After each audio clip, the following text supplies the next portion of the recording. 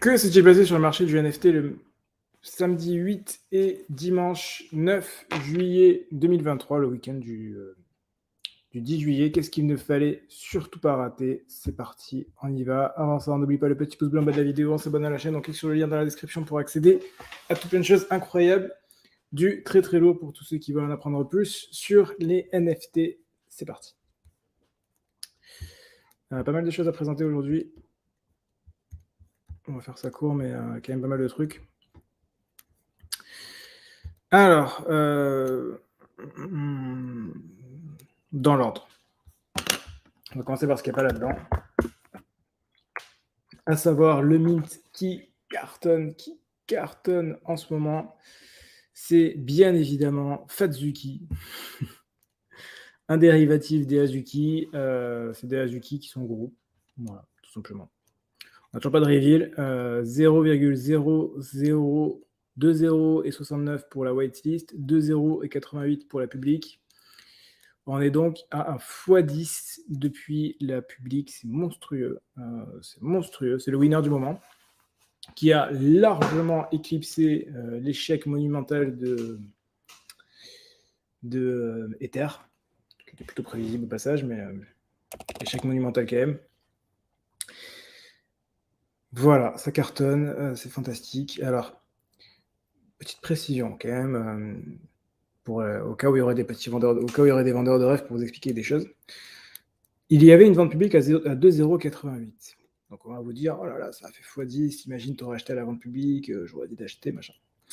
Ok. Vous voulez acheter à la vente publique, vous êtes en compétition avec les bots de chez Thunder. Thunder, c'est un min-pass, un truc comme ça, qui vaut une blinde. Ça vaut extrêmement cher à l'achat, il faut acheter une carte, et en plus de ça, il faut payer, alors je crois que c'est 0,2 ou 0,3 Ether par mois, pour accéder à leur outil de bot et qui permettent de faire des bots de mint. Et leur bot de mint est extrêmement performant et si vous ne passez pas par un Thunder, vous êtes à peu près sûr de ne pas pouvoir minter là-dessus. Donc ne vous faites pas d'illusions. Si vous avez pu acheter, vous auriez pu acheter au secondaire direct après à 0,02, oui, mais pas sur la publique. Voilà. Pour être, si vous étiez une personne normalement constituée et que vous avez fait que vous avez tenté de faire la publique. Je vois ici un floor à 0,66. On sent la petite tentative délibérée de faire pump Ether. Ça me dépasse. Ça me dépasse. Je ne sais pas qui achète ça. Ça me dépasse. Voilà. Regardons qui achète ça. Non, ça n'a pas l'air d'être des wallets tout neufs. Hein. Non, non.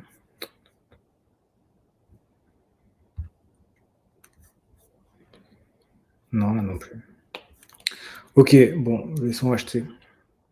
Ensuite, alors, on a eu une proposition de Maki Big Brother pour sauver les Bored Ape, puisque, comme vous pouvez le constater, les journalistes vont être de retour, ils vont pouvoir vous dire, regardez, les Bored Ape ont fait moins 90%, c'est la fin des NFT, on avait toujours raison, les NFT c'est de la merde. Écoutez, la fin des NFT pour un picture, peut-être, oui. La fin des NFT en eux-mêmes, je ne pense pas. Dans tous les cas, il y aura toujours d'autres casinos à droite à gauche. Mais oui, c'est compromis. Les Bored Apes sont effectivement à 34 Ether. Il y a eu un petit rebond quand même, mais bon, ça reste pas non plus incroyable. Et donc, il y a une proposition de Makibi Brothers pour pouvoir, qui nous dit et si on prenait 1000 apes et 2000 mutants, donc 10%, et qu'on les donnait à des musées pour créer une collection et une exhibition partout dans le monde. Ça permettrait de faire pump la collection et donc d'avoir une belle Nexity Liquidity et de pouvoir se barrer à ce moment-là. Ça n'a pas trop plu. Ça n'a pas trop plu, mais ça a fait réagir. Voilà, il y a eu beaucoup de choses, tout ça, mais écoutez, Maki tente des choses, il a raison. Je ne blâme pas. J'ai tout à fait raison. Il a tout à fait raison. Ensuite, Azuki a fait une proposition pour changer les backgrounds, du coup, pour des elementals, pour avoir des backgrounds beaucoup plus clairs, et donc du coup, qui permettrait d'être beaucoup plus lisible pour les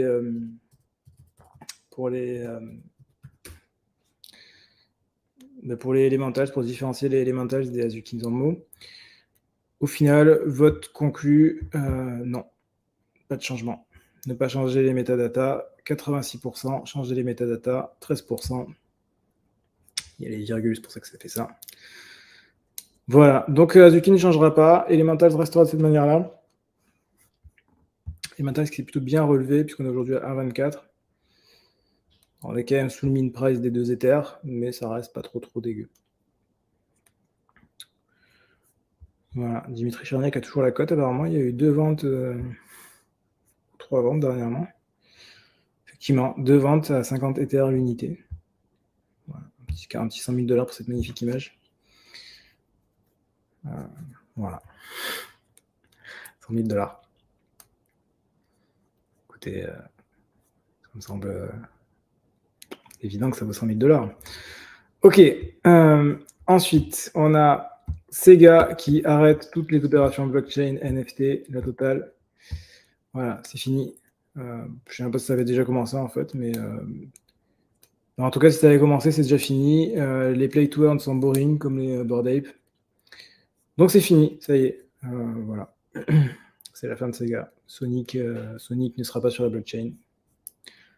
Voilà, tant pis. Il y en aura d'autres. Je comprends, hein, c'est compliqué, c'est une galère. Gros succès pour les Pudgy Pingouins. Les Pudgy Pingouins, ils montrent que voilà, on peut faire des choses incroyables et qu'on peut vendre à balle et très très vite. Le Pudgy Pingouin, qui est du coup physique, la petite figurine pingouin banane, s'est vendu en 7 secondes, autant dire instantanément. Voilà, le igloo est fort. Puis c'est rigolo parce que Huddle, ça fait penser à Hodl. Ça marche bien. Voilà. Les pingouins, ça cartonne. Voilà. We want banana. Puis qu'est-ce qu'ils sont mignons, ces pingouins. Qu'est-ce qu'ils sont mignons. Voilà, en plus, il a fait tomber son pancake sur sa tête. Qu'est-ce qu'il est mignon. Ok, ensuite, Andy Murray fait une collab avec Refi Canadol. Refi Canadol, pour ceux qui ne connaissent pas, c'est un excellent artiste, extrêmement connu artiste, une grande star du milieu du Web3, un artiste extrêmement connu. Partenariat avec Wimbledon et Refi Canadol pour un Data Inspired Digital Art Project, donc un projet d'art digital incluant le collègue Refi Canadol. More détails sur la main page. The Exposition. Disons, c'est joli. C'est une open edition, donc c'est ouvert, vous pouvez acheter. 147 $, c'est un peu chelou d'acheter en $, mais voilà, en partenariat avec Fan 3 et non pas Fan 2. Uniquement Fan 3. Voilà, c'est sur Manifold, c'est intéressant ça. En sachant que, alors là vous avez de l'info exclusive, en sachant que Andy Murray, ce n'est pas son premier mint, c'est son deuxième mint Andy Murray. Il a déjà fait un mint avec Wimbledon, voilà, avec Winyu, il est là. Winyu Andy Murray, qui n'a pas de floor price. C'est l'occasion d'en faire un. C'était quoi le dernier vente? Il y a un an. Ah ouais, putain, il y a un an.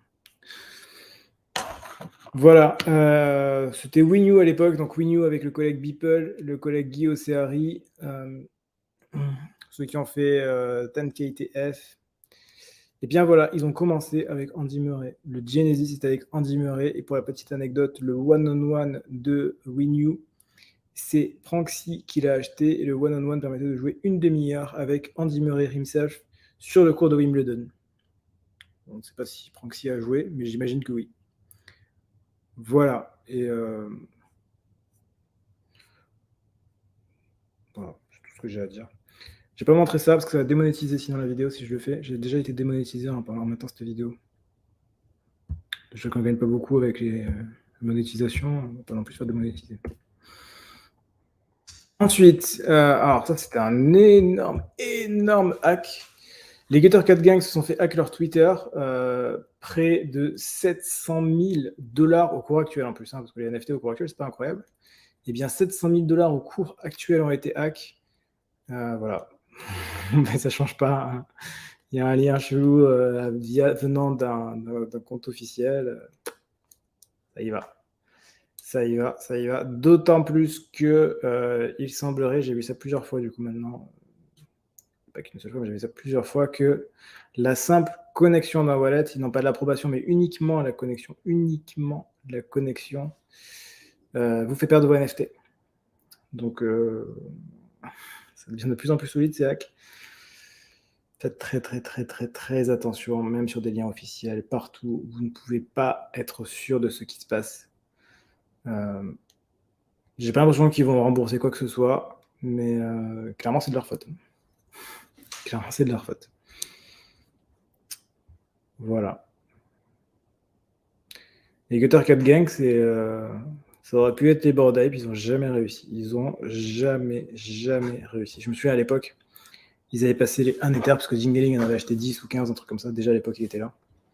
Et c'était genre une folie. C'était genre, wow, les Gutter Cat 1 Ether, ça va être une folie, ça va dépasser les Bored Ape. Et ben jamais. Absolument jamais. Pourtant, il y a eu des efforts. Hein, mais... je sais pas.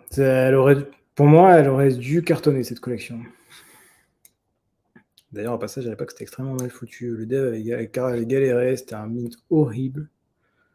Mais voilà. Ok, et enfin, OpenSea va intégrer Zora. Donc Zora, c'est une marketplace open source. Voilà, donc le réseau Zora, les NFT Zora peuvent maintenant être achetés et vendus sur OpenSea et les créateurs peuvent utiliser les différents outils du réseau Zora. Voilà, et ce sera tout. Et c'est tout pour aujourd'hui. Regardons les petites questions, il n'y en a pas. Salut Maxime, salut Kusuma. Ok, bah très bien, écoutez, merci beaucoup d'avoir vu cet épisode. On se retrouve dès demain pour un prochain point quotidien. D'ici là, portez-vous bien, faites de l'argent. À la prochaine.